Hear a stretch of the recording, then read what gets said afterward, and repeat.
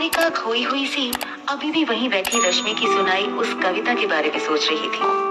वो खुद को उस कविता से जुड़ा हुआ महसूस कर रही थी।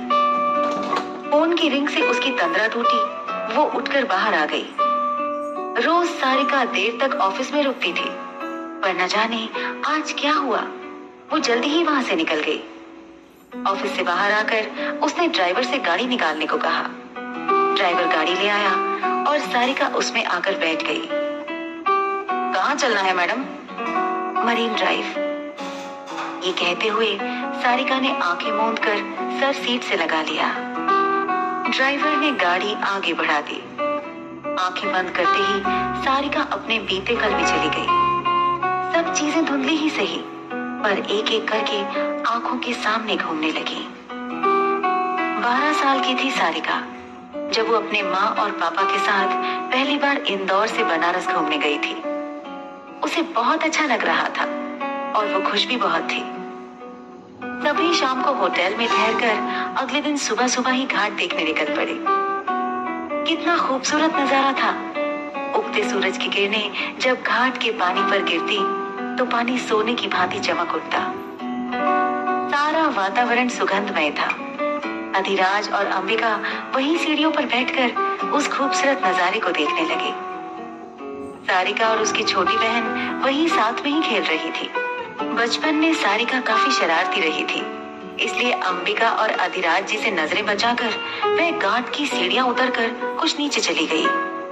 अंबिका ने आवाज दी, सरू, वहां क्या कर रही हो? नीचे मत जाओ। माँ की आवाज सुनकर सारिका जैसे ही पलटी, उसका संतुलन बिगड़ा और वो सीधा पानी में जा गिरी। अंबिका और अधिराज जी का तो कलेजा मुंह को आ गया। दोनों उस ओर दौड़े और सारिका को बचाने के लिए चिल्लाने लगे। नन्ही सी सारिका पानी में हाथ पांव मारने लगी। अंबिका का तो रो रो कर बुरा हाल था। सुबह का वक्त था और घाट पर इक्का दुक्का लोग ही थे। अधिराज जी तैरना नहीं जानते थे। सभी घबरा उठे। सारिका की सांसें उखड़ने लगी थी। वो पानी में डूबती चली जा रही थी। तभी 15-16 साल का लड़का दौड़ता हुआ आया और बिना एक पल गवाए पानी में कूद गया। सभी हक्के पक्के रह गए। लड़की ने सारिका का हाथ पकड़ा और तैरता हुआ उसे किनारे ले आया। अधिराज जी और अंबिका ने सारिका को संभाला। वहां खड़े सभी लोग उस बच्चे की तरफ देखने लगे, उसकी तारीफ करने लगे। सारिका को ठीक पाकर अधिराज जी उस लड़के की ओर पलटे और कहा, बहुत बहुत शुक्रिया बेटा, तुमने इसकी जान बचा ली। तुम्हारा ये एहसान हम कभी नहीं भूलेंगे। लड़का मुस्कुराया और कहा, एहसान कैसा? किसी की जान बचाना तो पुण्य का काम होता है, और वैसे भी भोलेनाथ कहते हैं कि किसी की जान बचाने के लिए ज्यादा सोचना नहीं चाहिए। अधिराज जी ने लड़के से प्रभावित होकर पूछा, बड़ी अच्छी बातें करते हो। नाम क्या है तुम्हारा? नाम में क्या रखा है साहब जी, वैसे ई बनारस वाले हमको भोलेनाथ के नाम से ही जानते हैं। शिवा, वहाँ क्या कर रहा है? चलना नहीं है क्या? सीढ़ियों से ऊपर खड़े दूसरे लड़के ने जोर से आवाज दी और सारिका को बचाने वाला लड़का भागता हुआ वहां से चला गया। अधिराज जी उसे जाते हुए देखते रहे। लड़का जब आंखों से ओझल हो गया तो अधिराज जी अंबिका की तरफ पलटे। सारिका अब ठीक थी, लेकिन घबराई हुई थी।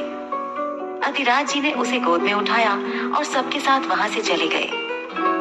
शाम को मंदिर में होने वाली आरती में अधिराज जी को वो लड़का दिख गया।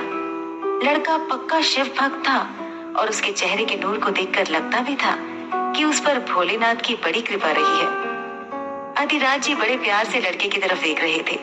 जब लड़के की नजर उन पर पड़ी तो वह उनके पास चला आया। सारिका ने लड़के को देखा तो उसकी आंखें उन छोटी छोटी 2 आंखों पर ठहर गई। कितनी गहरी और शांत थी वो आंखें। आंखों की पुतलियां घाट के पानी में जलने वाले दियों की भांति चमक रही थी। लड़के ने सारिका से कहा, अरे ऐसे काहे देख रही हो हमको? खा जाओगी क्या? सारिका झेप गई और इधर उधर देखने लगी। आरती के बाद अधिराज जी ने लड़के से कहा, आओ खाना खाते हैं। लड़के ने थोड़ा हिचकिचाते हुए कहा, अरे नहीं नहीं, आप खाइए, घर पर आई इंतजार कर रही हैं। शर्माओ मत, आओ। अधिराज जी ने उसके कंधे पर हाथ रखते हुए कहा तो वो मना नहीं कर पाया और उनके साथ आकर बैठ गया। अधिराज जी ने सबके लिए खाना मंगवाया और सब साथ मिलकर खाने लगे। खाना खाते हुए अधिराज जी ने लड़के के घर परिवार के बारे में पूछा और वो बताता गया।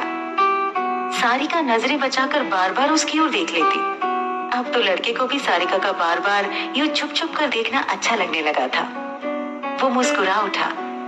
दोनों की नजरें मिली तो दोनों इधर उधर देखने लगे। उस शाम लड़का अधिराज जी के परिवार के साथ ही घूमता रहा और सारिका से उसकी दोस्ती भी हो गई। लड़का चला गया और अधिराज जी सबके साथ होटल आ गए। अंबिका के कहने पर वो 2 दिन और रुक गए। लड़का रोज किसी न किसी घाट पर उन्हें मिल ही जाता और फिर वे साथ बैठकर कभी चाय पी लिया करते और कभी खाना खाते। अगली सुबह उन्हें वापस इंदौर के लिए निकलना था। अंबिका ने बैग पैक किए और अधिराज जी और बच्चों के साथ होटल से बाहर निकल गई। अंबिका ने सारिका का हाथ पकड़ा हुआ था। वो चलते हुए बार बार पलट कर देख रही थी। शायद उसे उस लड़के के आने का इंतजार था जिससे उसका एक अनजाना रिश्ता बन चुका था। पर लड़का नहीं आया। सारिका उदास हो गई।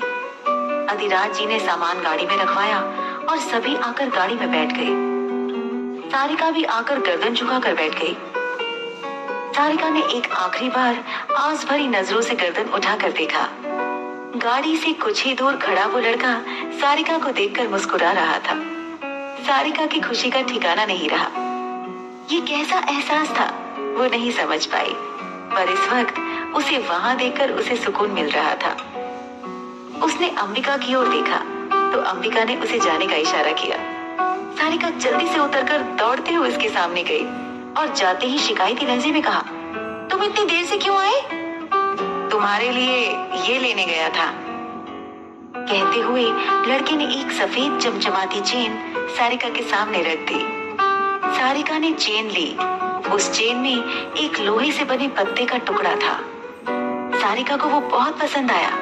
उसने झट से उसे अपने गले में पहन लिया और कहा, थैंक यू, अब हम लोग वापस इंदौर जा रहे हैं। फिर क्या अब तुम कभी नहीं आओगी? पहली बार लड़के की आवाज में उदासी थी। अरे आएंगे, हम तुमसे मिलने हर साल आएंगे। भूल तो नहीं जाओगी हमें? तुमने हमें डूबने से बचाया, हम तुम्हें कभी नहीं भूलेंगे। हम भूलने वाली चीज नहीं है। तुम्हारे गले जो पड़ गए, चाह कर भी भूल नहीं पाओगी। गले पड़े हो? अरे यार, तुम ना सच्ची में बुद्धू हो। गले पड़े हैं मतलब हम उस चेन की बात कर रहे हैं जो तुमने पहना है। ये कहकर लड़का जोर जोर से हंसने लगा। हंसते हुए वो इतना प्यारा लग रहा था कि सारिका की नजरें ना चाहते हुए भी उसके चेहरे पर जम सी गई। सारिका को अपनी ओर देखता पाकर लड़के ने धीरे से कहा, अगर ऐसे ही देखती रही ना तो एक दिन तुमको प्यार हो जाएगा हमसे। प्यार ऐसे ही थोड़े हो जाता है। लड़का मुस्कुराया और कहा, बनारस की हवा में भी इश्क बहता है मेम साहब। एक बार जो यहाँ आता है वो बस यहीं का होकर रह जाता है। पापा सच कहते हैं, तुम बातें बहुत अच्छी करते हो। अच्छा, अब हम चलते हैं। सारिका लड़के को अलविदा कहकर वापस आकर गाड़ी में बैठ गई। ड्राइवर ने गाड़ी स्टार्ट की तो सारिका ने खिड़की से गर्दन निकालकर लड़के से कहा, अगली बार आएंगे तो तुम्हें कहाँ ढूंढेंगे? लड़के ने चिल्लाकर कहा, ये बनारस हमारा घर है, इसके किसी न किसी घाट पर मिल जाएंगे। हवा से बातें करती गाड़ी वहां से गुजर गई। लड़का उदास चेहरे के साथ हाथ हिलाता वहीं खड़ा रह गया। ड्राइवर ने गाड़ी रोक कर कहा, मैडम। ड्राइवर की आवाज से सारिका की तंद्रा टूटी और वो अपने अतीत से बाहर आई। आगे की कहानी जानने के लिए आप मेरे चैनल और इस शो को सब्सक्राइब जरूर करें।